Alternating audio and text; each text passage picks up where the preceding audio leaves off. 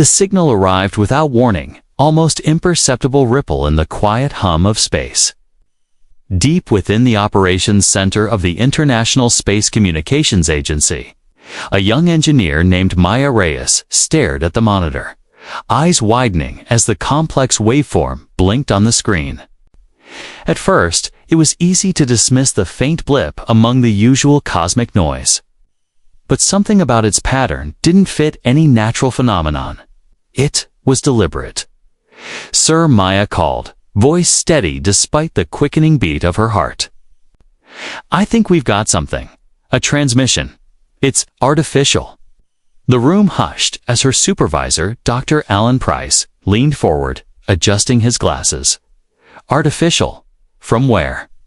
Maya's fingers flew over the keyboard, enhancing. "The signal? Too complex to be a solar flare or pulsar. And the frequency. It's not from within our solar system. It's coming from the Veltri system, 20 light-years away." The Veltri system had been known to astronomers for decades. Ancient star cluster with several planets. None had ever produced signs of intelligent life. That was, until now. Across the globe, news of the detection spread rapidly. Governments called emergency meetings.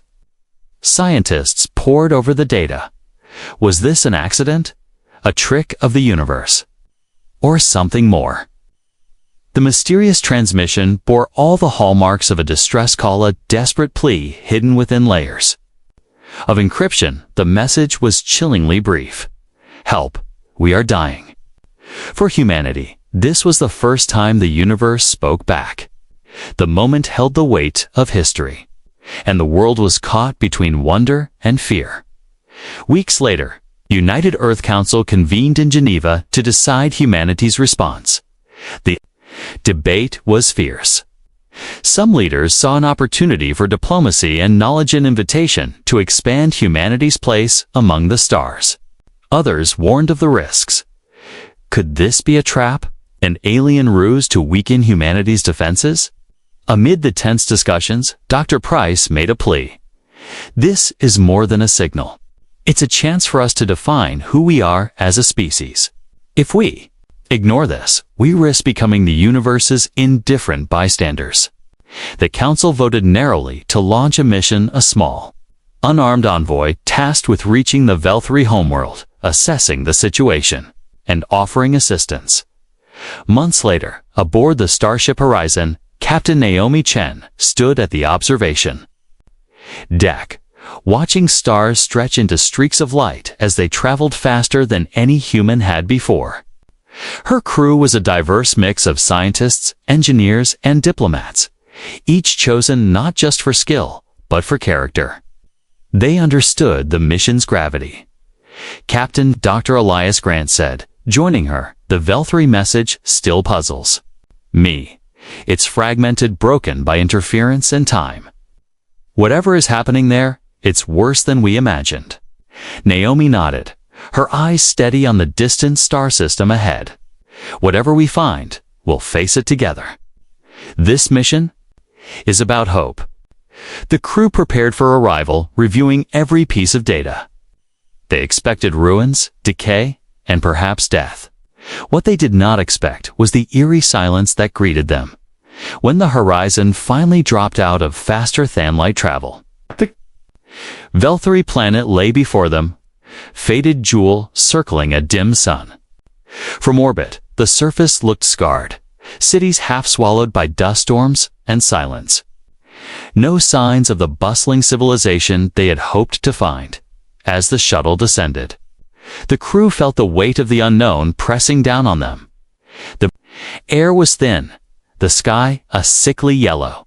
The sensors detected faint life, signs few and far between. On the ground, the first Veltri they encountered were wary and gaunt, their large eyes filled with suspicion and pain. Their skin shimmered faintly, hinting at a biology both beautiful and fragile.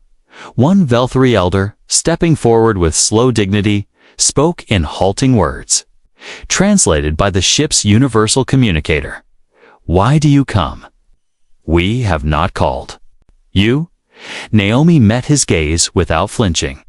Because we heard your call for help. We want to understand, and if we can, to help you survive.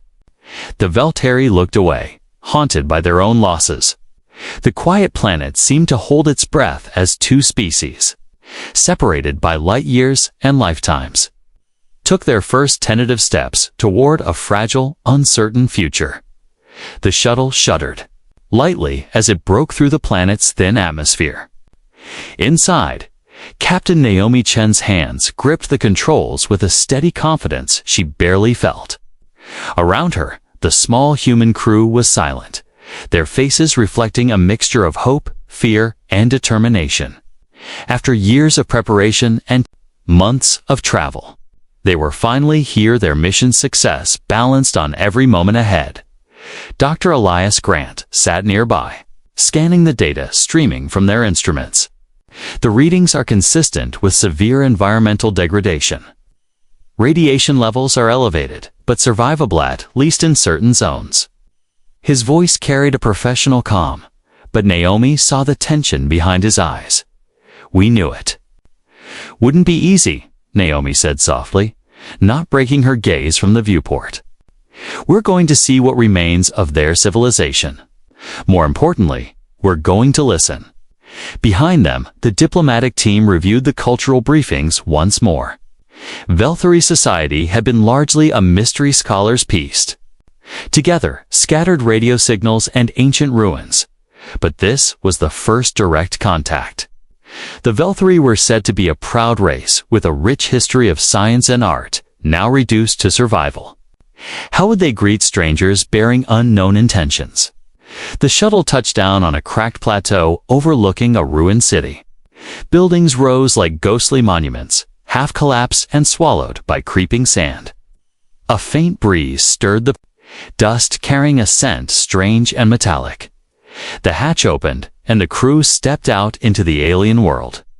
The air, though thin, was breathable thanks to the ship's atmospheric scrubbers. The silence was heavy, broken only by the distant creaking of damaged structures and the soft footfalls of the humans. Suddenly, movement flickered at the edge. Of the ruins, a group of Veltari appeared, cautious but curious. They were taller than humans, with lithe limbs and translucent skin that shimmered faintly under the weak sun. Their large, dark eyes held a mixture of suspicion and something harder to read, fear. Hope. Naomi raised a hand slowly in a universal gesture of peace. We come in friendship, she said clearly, activating the universal translator. We heard your call. We want to understand your needs and offer help. The Veltari exchanged quiet glances. An elder stepped forward, his voice crackling through the translator with measured weight. You speak of help, but what do you know? Of our suffering. Our people are dying. Our world is poisoned. Why should we trust you? Naomi met the elder's gaze, the weight of the moment pressing down on her. Because we know what it is to struggle and survive. Because we believe that no species should face extinction alone. The elder's eyes flickered with a mix of anger and sorrow. Your words are kind, but kindness has not saved us. Dr. Grant stepped forward, holding out a small device. This is a diagnostic scanner. It can analyze your biology, your illness, and perhaps find a way to heal. We come not to judge, but to learn and help. The Veltari hesitated, then allowed the device to scan a nearby volunteer.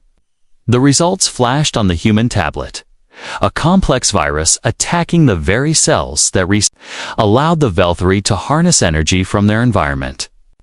It was unlike anything human medicine had encountered, but the basic patterns of infection and immunity were similar enough to suggest a possible cure.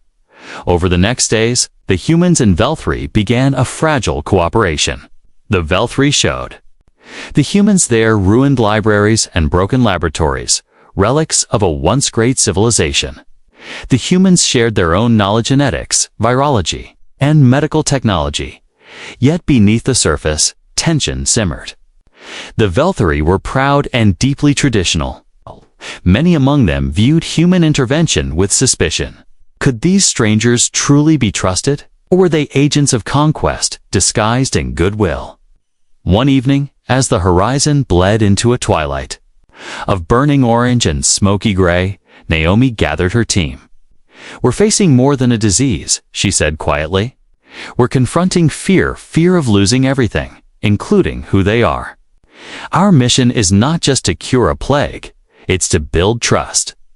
Her words were met with nods and quiet resolve. Each knew that their success would depend not just on science, but on understanding, patience, and respect. As the days stretched, in 2 weeks, the small group worked tirelessly, driven by a hope that stretched beyond their own lives. Somewhere deep beneath the fear and pain, the Velthari were listening and watching.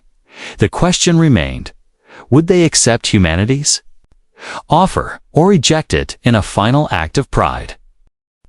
The ruins of the Velthari city stretched out beneath a sickly yellow sky, casting long shadows over broken towers and crumbling walkways. As the human envoy ventured deeper, the silence weighed heavily on them. It wasn't the absence of sound that unsettled Naomi Chenet, was the palpable emptiness, as if the very spirit of the place had fled. Their guides, a small group of Velthari survivors, moved with cautious grace. Their translucent skin shimmered faintly, revealing a delicate network of veins and bioluminescent patterns. The beauty of their biology stark against the desolation around them. One of the Velthari, young woman named Elise, watched the humans with wide, uncertain eyes. Her voice, when it came through the translator, was soft but edged with suspicion. "Why do you come to us? Many have come before, but none stayed. None helped." Naomi stepped forward gently. "We came because we heard your call. We do not seek power or conquest. We want to understand your suffering and, if you allow us, to help." Elise's gaze flickered toward the ruins. "Our suffering is old. It is in our bones. The plague spreads through us like wildfire, and our healers are powerless. We are dying."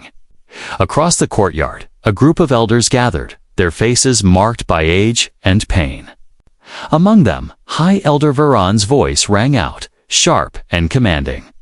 "You speak of help, but who says your help will not take more than it gives? Our ancestors taught us to be wary of outsiders. We have lived by our customs for thousands of cycles." Naomi met Veron's gaze steadily. "We do not want to erase your customs. We want to save your people." Veron's eyes narrowed. "Saving our people may mean changing them. Are you prepared for that cost?" The question hung in the air, like a challenge, back at the makeshift human camp. The crew worked tirelessly.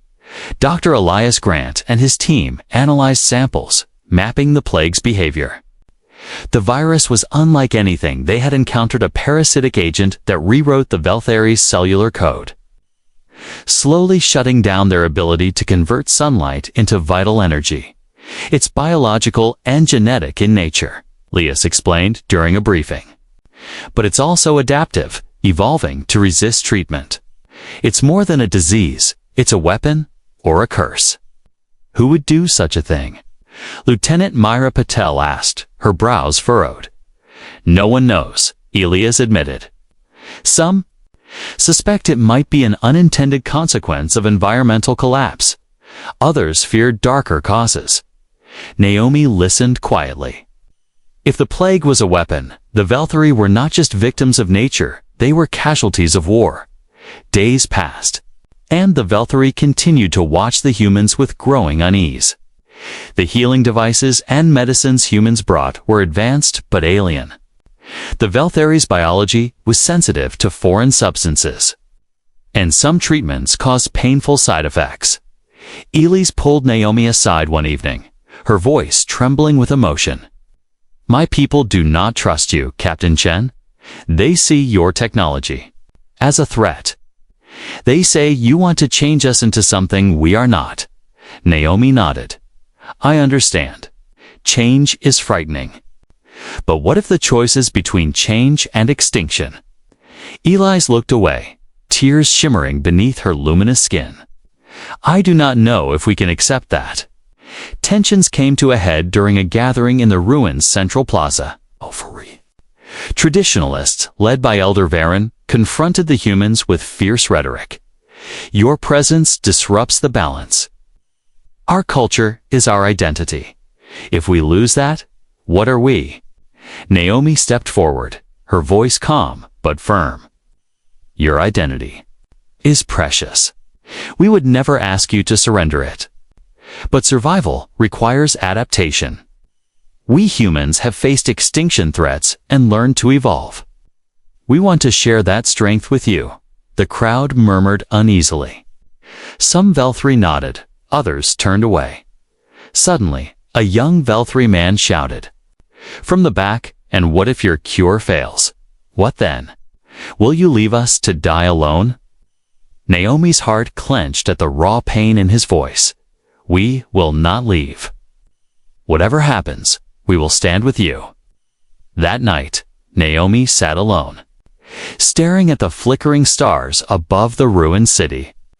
The mission was more complicated than she had imagined. Trust was fragile, and the cost of failure was unthinkable in the quiet. A single thought echoed in her mind. To save a dying race, humanity would have to offer more than science. They would have to offer hope, and hope was the most powerful thing of all. The ruined city was a ghost of its former glory. Cracked towers stretched toward the sickly yellow sky, their once pristine surfaces mottled with dust and scars. Yet amid the devastation, a small group of humans and Velthiri gathered in what had once been a grand council chamber. The air was thick with tension, as if the walls themselves held their breath. Captain Naomi Chen stood before the assembly, flanked by Dr. Elias Grant and a handful of diplomats. Facing them were the Velthiri elders and representatives, stoic, proud and burdened with the weight of their dying world. Naomi took a deep breath, letting her gaze sweep the room. We understand the challenges your people face. The plague ravaging your kind is unlike anything we've seen, but we believe we have the tools and knowledge to help. A murmur ran through the crowd, some curious, others skeptical. Dr. Grant stepped forward, voice calm but resolute. Our scientists have studied the samples you allowed us to collect. The disease attacks your cells' energy systems. We have begun developing a treatment one that could halt the spread and give your people a fighting chance. An elder raised a slender hand. And what is the price of this treatment? Our traditions and biology are intertwined. If your cure changes us, will we still be Velthiri? Naomi nodded thoughtfully. That is the difficult part. To fight this plague, your bodies will need to adapt genetically and physically. The treatment will alter some aspects of your physiology, but we will work with you, not impose changes. This will be a partnership. The room fell silent. Some Velthiri exchanged uneasy glances. The fear of losing their identity was as real as the fear of death. Elise, the young Velthiri woman who had been quietly observing, finally spoke. You ask us to choose between survival and who we are. That is a choice no one should make lightly. Naomi's eyes softened. It is a choice no one should have to make at all. But when faced with extinction, sometimes the hardest choices become necessary. We do not want to erase what makes you unique. We want to preserve it by saving your lives first. The elders looked at one another, a mixture of doubt and hope flickering in their eyes. Outside the chamber, tensions simmered among the Velthiri. Many were divided. Some saw the humans' offer as salvation, others as an existential threat. The idea of genetic alteration sparked fierce debates in homes and gathering places. Naomi and her team knew the path ahead would be difficult. The cure they proposed was unlike anything the Velthiri had ever faced. It demanded trust not just in human science, but in humanity itself, in the makeshift laboratory. Dr. Grant worked alongside Velthiri healers, combining human biotechnology with ancient Velthiri knowledge. The process was slow, painstaking, and sometimes painful. The Velthri bodies reacted unpredictably, their delicate systems struggling to accept foreign treatments. One evening, Elias spoke quietly to Naomi. The Velthri biology is incredibly complex. Their cells are almost symbiotic with their environment. If we disrupt that balance too much, it could cause more harm than good. Naomi nodded. We have to tread carefully. The cure must heal, not destroy. Meanwhile, a small group of human diplomats met secretly with moderate Velthri leaders who believed in cooperation. They discussed how best to explain the changes the cure might bring, not just physically, but culturally. Velthri traditions were rooted in their biology. Their shimmering skin patterns, the way they absorbed light, their rituals tied to their physiology. Changing that meant rewriting centuries of identity. One elder whispered to a human diplomat, "If we lose what makes us Velthri, what remains? We must find a way to survive without losing ourselves." The diplomat replied gently, "Perhaps. Survival and identity are not so separate. Change can be a part of who you are. You are not defined solely by your biology, but by your courage and spirit." Weeks passed. Small breakthroughs gave hope. The treatment began to slow the plagues, advance in a handful of patients.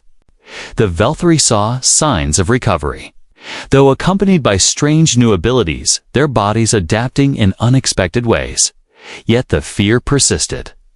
Would these changes make them something new or something less? Naomi gathered the crew one night.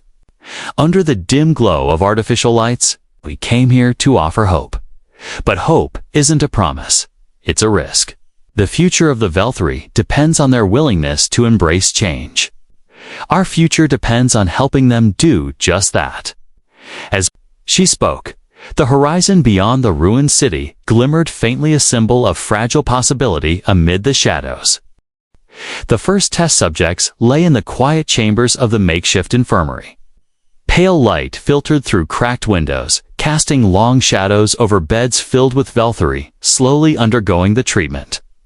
Some were hopeful, their luminous skin faintly brighter. Others clenched their fists against the pain. Ely sat beside her younger brother, Rallan, who was among the first to accept the cure. His breathing was shallow, his eyes fluttering beneath translucent lids. The virus battled fiercely within him, but the treatment was showing signs of working. Still, the cost was clear. The cure wasn't a simple pill or injection, it was a complex genetic therapy designed to rewrite aspects of Velthri biology, strengthening cells to resist the plague. But with every healing came change. The first wave of treated Velthri noticed subtle shifts, altered skin patterns, slight changes in energy absorption, even shifts in thought patterns and emotional responses. For some, these changes were frightening. To others, they were a new form of strength in the council chamber. The elders debated fiercely. High Elder Varen spoke with heavy conviction. "To survive, we must embrace change. But what of our identity? If we lose our form, our traditions, what remains?" Another elder, Mara, shook her head. "We cannot become something we are not. If the cure changes us beyond recognition, it is no cure at all, it is a sentence." The room's tension thickened. Naomi stood quietly, watching the debate unfold. She understood deeply the weight of their dilemma. After the meeting, Naomi sought out Ely's. "Your people face a terrible choice: survival or loss of identity." Elise's eyes were tired but clear. "It is not an easy choice. My brother may live, but at what cost? Will he be the same Rallan we knew?" Naomi placed a gentle hand on Elise's arm. "Sometimes, change is the only way forward. But it doesn't have to erase the past, it can build upon it." Outside the council chamber, whispers spread among the Velthri survivors. Families were torn apart by fear and hope.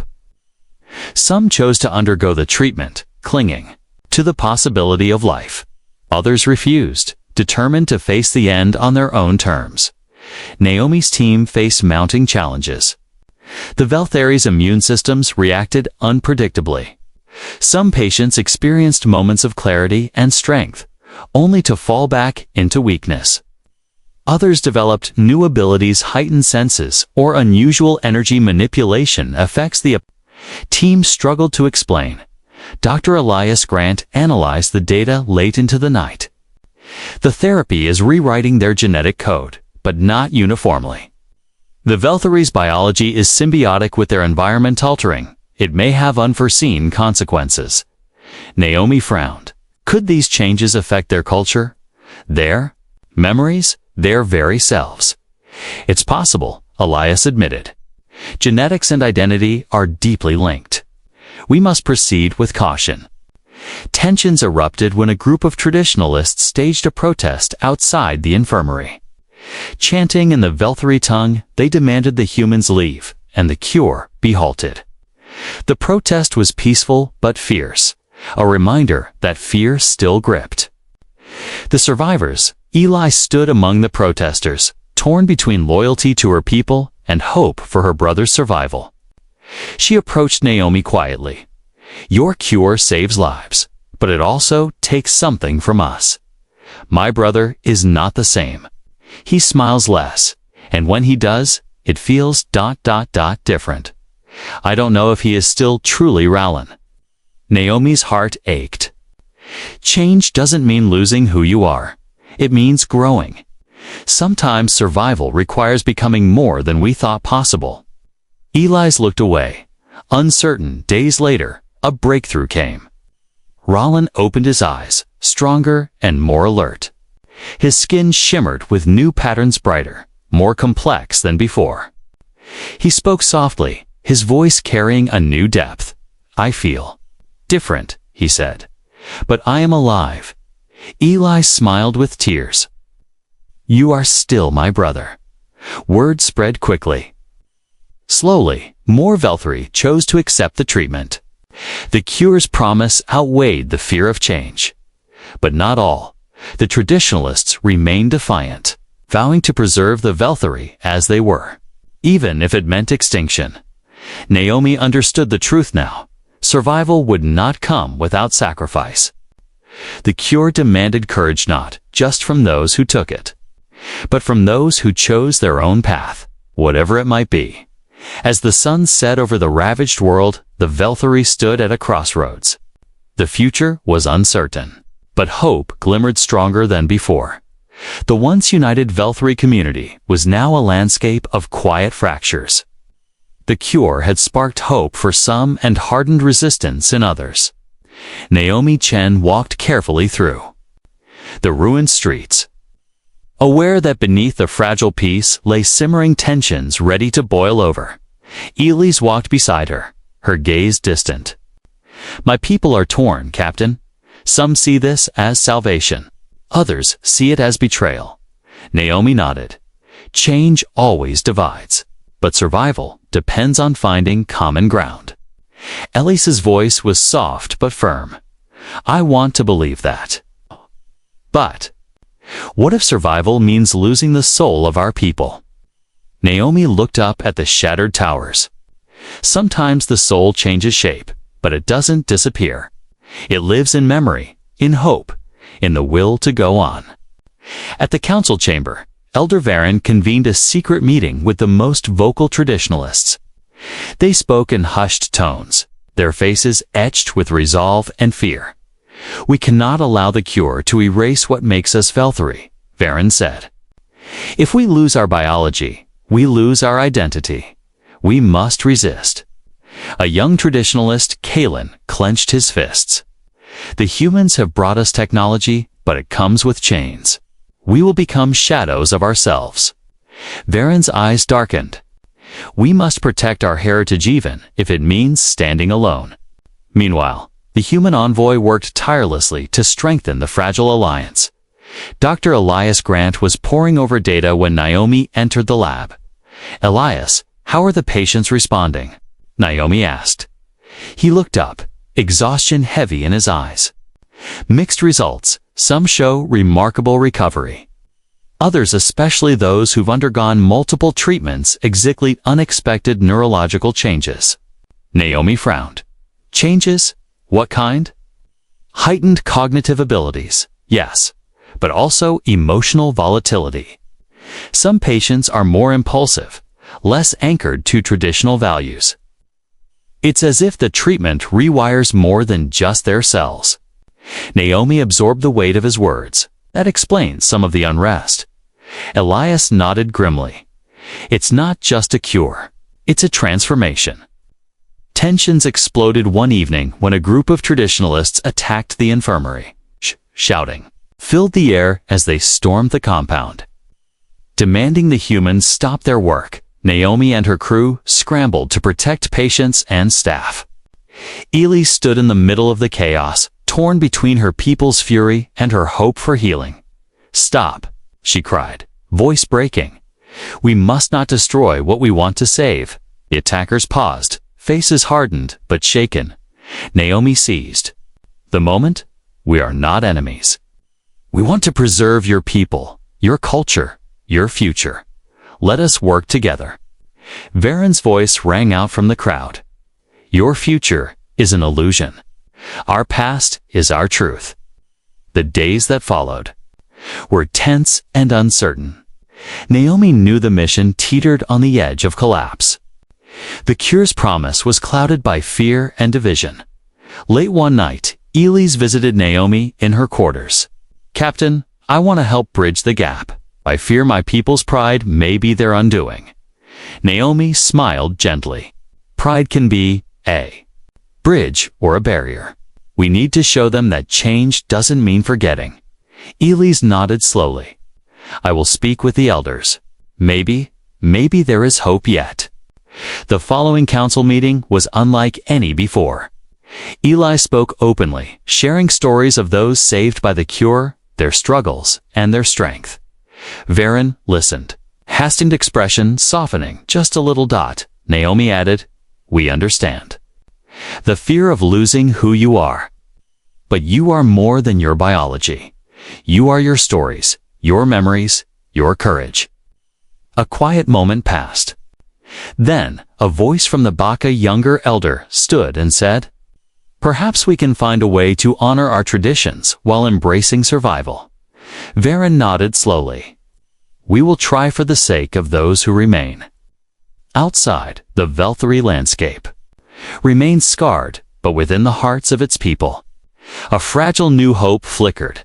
Naomi watched the stars overhead, thinking of the long journey ahead.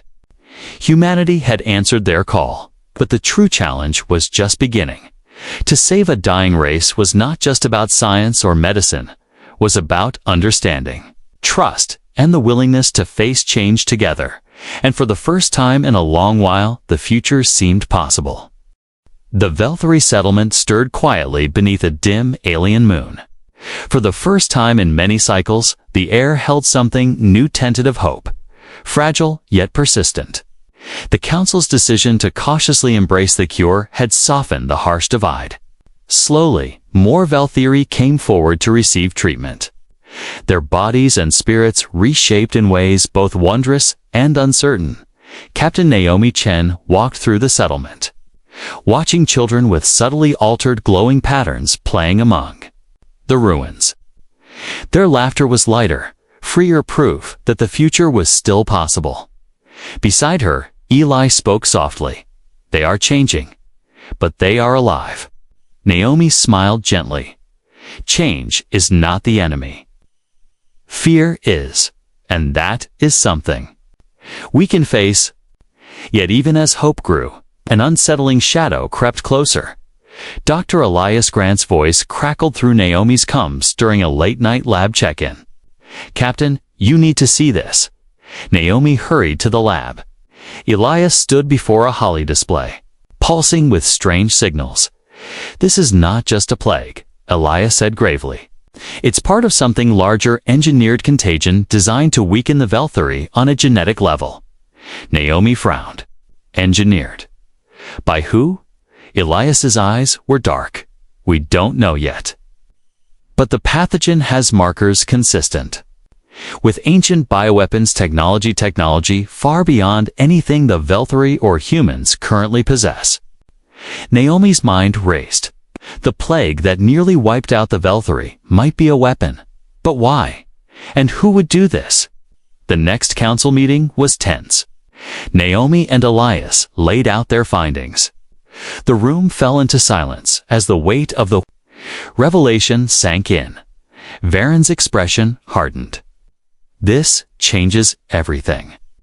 If our enemies are still out there waiting to finish what they started, we cannot afford weakness. Eli stood, voice steady. We are not weak. We are adapting. We must stand united. Naomi added, we must prepare not just to heal, but to defend. The future of the Velthari depends on strength as much as survival. The council agreed to form a joint task force Velthari warriors and human specialists dedicated to uncovering the origins of the bioweapon and protecting their shared future. Training began immediately. Velthari warriors adapted to new tactics, combining their traditional skills with human technology. Naomi watched as Eli's trained alongside others, her determination a beacon. One evening, Eli's confided, I never imagined I would fight for a future so uncertain. But this is our chance to reclaim it. Naomi nodded. You're stronger than you know. As days passed, the humans and Velthari worked side by side, piecing together clues. Fragments of ancient records hinted at a long-forgotten conflict. One where advanced civilizations waged war, not just with armies, but with diseases designed to erase entire species. The team discovered traces of the bioweapons. Creators, a shadowy alliance known only as the Eclipsed. Their motives remained a mystery, but their technology was chilling. Naomi felt the weight of history pressing down. The Velthari were caught in a legacy of cosmic warfare.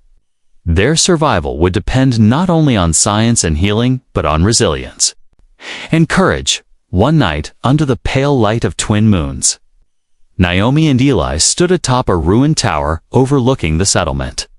Do you think we can win? Eli's asked quietly. Naomi's gaze was steady. We have to. Not just for the Velthari, but for all who would face the darkness ahead. Eli smiled faintly. Then we fight not just to survive, but to live. The mission had begun as a simple rescue. Now it was a fight for survival on a scale neither species had imagined. But with every step forward, humanity and the Velthari grew closer, bound by shared hope and the unyielding will to endure.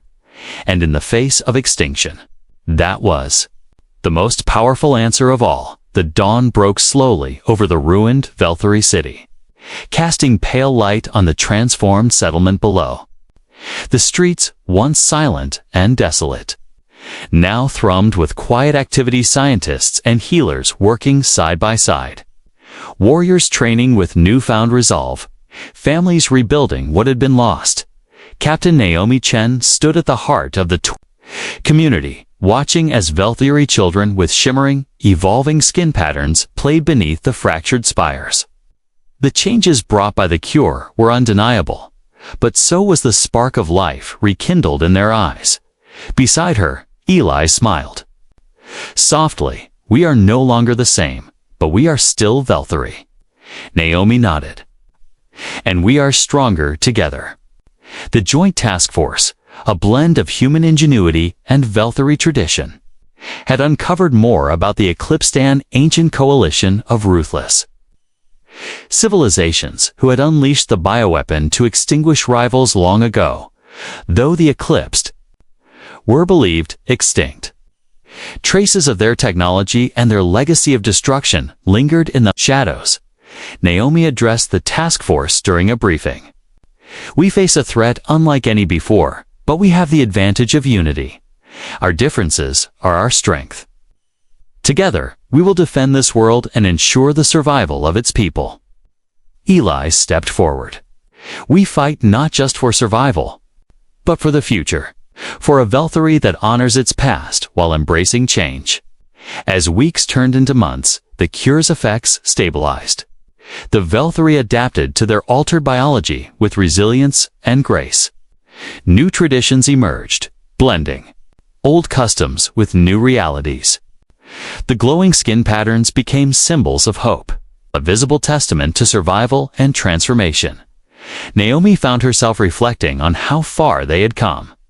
When the dying race had reached out across the stars, humanity's answer had been unexpected, offering not just medicine, but partnership and understanding. It was a lesson in humility and courage.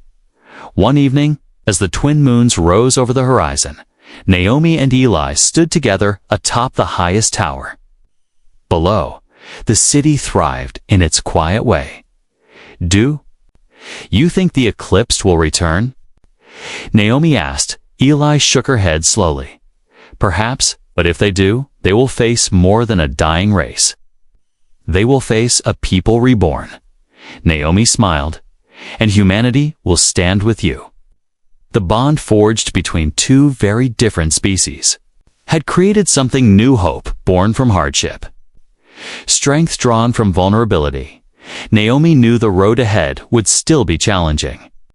The scars of war, disease, and loss could not be erased overnight. But the Velthari's story was no longer one of extinction. It was a story of survival, adaptation, and unity.